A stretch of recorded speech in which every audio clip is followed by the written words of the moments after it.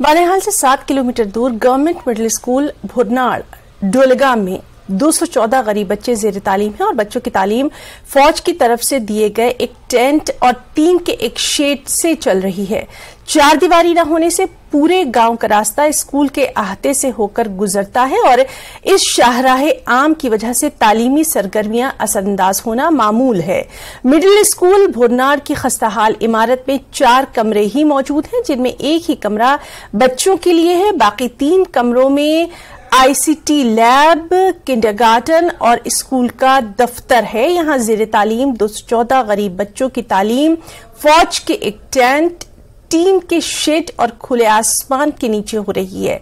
बारिशों के दौरान तालीमी सिलसिला मुतासिर हो जाता है। मकामी लोगों ने बताया 214 बच्चों के लिए 4 ही टीचर तैनात हैं, जबकि यहां मजीद 3 टीचरों की अशद जरूरत है। मकामी लोगों ने तालीमी हुक्काम से अपील की है कि वो स्कूल इमारत की तामीर और असातिज़ा की तैनाती अमल में लाएं ताकि बच्चों की मुस्तकबिल कोई आंच न आए।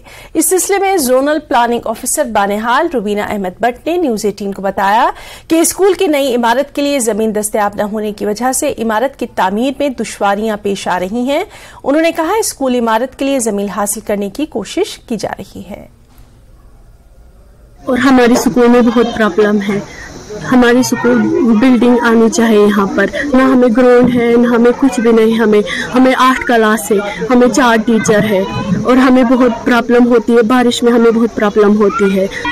सर 2 कमरे सर, उसमें एक में एसिड लेकर सर एक कमरा है, उसमें 214 लड़के सर कैसे बैठ सकते हैं। सर ग्राउंड भी नहीं है, सर खेलने के लिए ग्राउंड भी नहीं है। सर 8 क्लास सर एक क्लास अंदर बैठते, सर 2 क्लास अंदर बैठते सर, एक क्लास इधर सर, बाकी बाहर बैठते। आपने कंडीशन देखी कि इसमें ग्राउंड है, कमरा एक है, बाकी जितनी भी क्लासें हैं अब बाहर धूप में पड़ रही हैं। ये फौज की तरफ से इनको टेंट मिला, हर साल देते हैं, पिछले साल भी दिया है, तो इसमें बच्चा गुजारा करते हैं।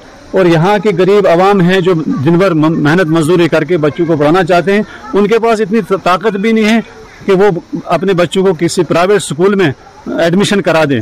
लेकिन ये गरीब बच्चों के, गरीब बापों के मतलब औलाद बच्चे हैं जो है स्कूल में एडमिशन। बच्चों की तादाद जो यहाँ स्कूल में 200-250 से ऊपर है, लेकिन रहने के लिए क्लास में कोई क्लास कमरा नहीं है, रूम नहीं है कहीं। हमारा जो स्कूल है तकरीबन 30-40 साल पहले ये बिल्डिंग बनी। इसको हम सरकार को कहना चाहते हैं कि इसको डिसमेंटल कर दिया जाए और जिससे यहाँ पे 8 क्लासें होते हैं सर, तो एक क्लास रूम में यहाँ खेतों में बच्चे हैं। और यहाँ आपने देखा कि इंडियन आर्मी ने जो हमें एक टेंट अभी दिया है, कुछ चंद महीने तक देते और बाद में वापस लेते। तो सर बहुत यानी सबसे बहुत जो हमारी परेशानी है बच्चों के लिए सर, हमें यहाँ पे जो बिल्डिंग है वो अवेलेबल नहीं है कि हमारे बच्चे सफ़र करें।